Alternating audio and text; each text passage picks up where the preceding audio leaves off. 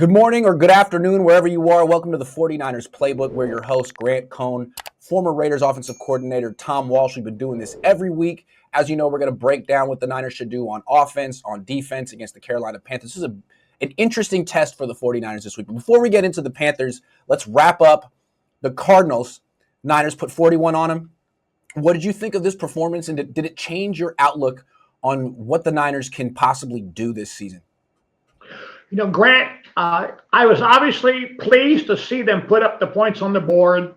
And then conversely, at the same time, a little bit concerned because they made Jacoby Brissett look like an all-pro quarterback, racking up 452 yards, two touchdowns, I think.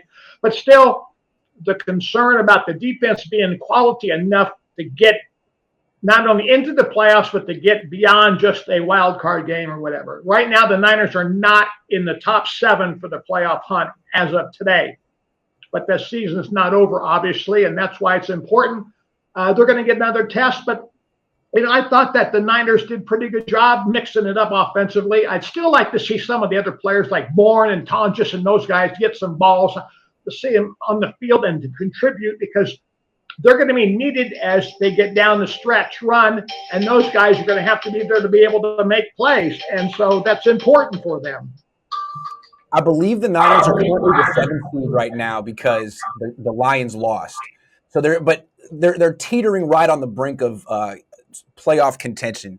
What I did think was interesting about this game is just how awful their pass rush is, and how not having a pass rush can make even Jacoby Brissett looked like an all-pro, as you said. It seemed like the Niners were intent on maybe getting a pass rusher until Fred Warner went down. And then he went down. I don't know if they got depressed or something, decided there was no point. But really, as great as he is, I don't think linebacker's been the issue for the 49ers. They keep having backup step up. They can defend the run okay. It's just this pass rush that makes, like you said, every quarterback look incredible.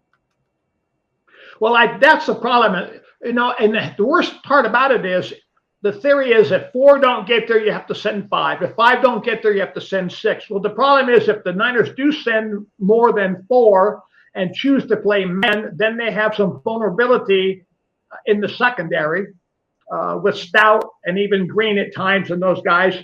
And if they send more than 4 and play a fire zone scheme, as they tried several weeks ago, they've got some holes that are hard for them to hide and try to patch up with weakness in the ability of linebackers to cover a significant amount of ground, in a fire zone scheme, because you're kind of going to a 3 under 3 deep package if you send 5 on a fire zone scheme.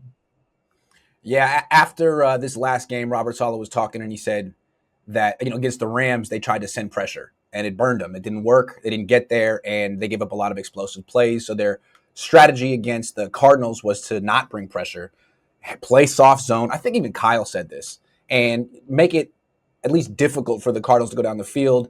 They responded with a league record of completions, but at least they gave up fewer than 40 points.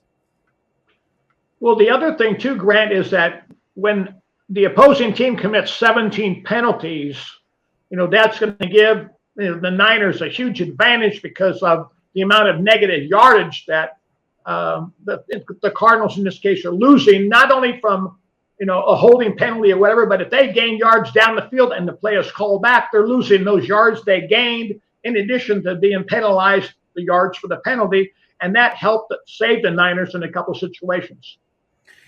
I think it's easy to look at this game and say, gee, if Jacoby Brissett with Michael Wilson and Bam Knight can do this to the Niners defense, like, who can they stop? Are they going to constantly be in shootouts? Well, that's one side of the ball. The other side of the ball is the offense. It was Brock Purdy's first game back. What did you think of him? Did he look 90% healthy? Where did you see the lingering effects? And George Kittle's been saying that this is going to be like an elite Super Bowl offense that's going to carry him. Obviously, it was the Cardinals. I mean, do you feel like he's right? I was pretty pleased with the way Purdy played. But the bottom line is I still like to see a little bit more improvisational skill from him, a little bit more movement from him. And then maybe as the weeks go along, he will feel more confident and play without that mental hesitation that he may have and feeling that, is the toe going to hold up? Can I sprint? Can I accelerate? Can I put my foot in the ground and go? And, they should be better this next week because Purdy should feel better about himself and should feel more confident. I'm sure he was sore after the ball game, but by now, especially with a Monday night game, he's got an extra day in which to heal and recover. And so I think that, things bode well for them. I have no apprehension if I have to put in Mac Jones. So I think the Niners are in a very rare situation where they have two quarterbacks with whom they both can be successful, which regardless of which of the quarterbacks is on the field. And that's a benefit that I don't think too many other teams in the league can say that they have, that ace up their sleeve like they do with Mac Jones. Yeah, and that's what's so interesting about this season for the 49ers. They keep making excuses and talking about the injuries they have and the players they don't have, and that's valid. But they also have something that maybe no other team in the NFL has, which is two good starting quarterbacks. There's franchises in the league that have none. And the Niners have two of them. And it seems like as long as you have that, you're a contender, or you should be. Well, there's no question that they should be a contender. The bottom line, I think, they have enough weapons on offense, especially if they continue to grow and improve in the red zone efficiency.